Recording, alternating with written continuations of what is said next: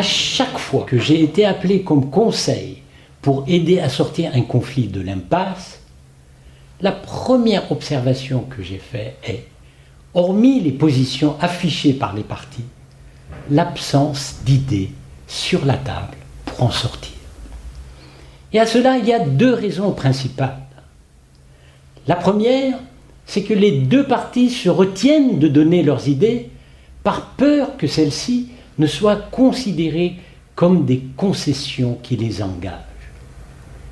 La deuxième, c'est que dès que l'autre émet ou propose une idée de solution, celle-ci, elle est immédiatement rejetée par le vis-à-vis. Pourquoi ?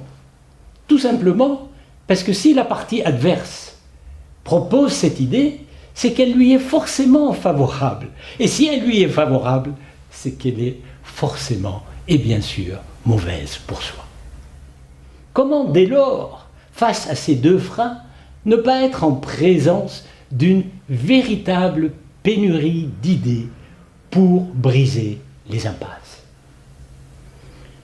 Considérant que la chance de parvenir à un accord est augmentée s'il y a 5, 10, 15 ou 20 idées plutôt qu'une ou deux, la première tâche du négociateur et du médiateur est donc de mettre en place les conditions pour favoriser la multiplication des idées de solutions. Plusieurs processus y aident.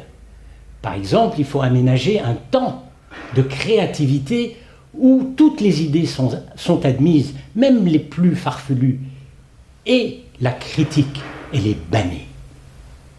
Mais pour y parvenir, il faut d'abord et avant tout briser et dépasser quelques idées reçues sur la négociation.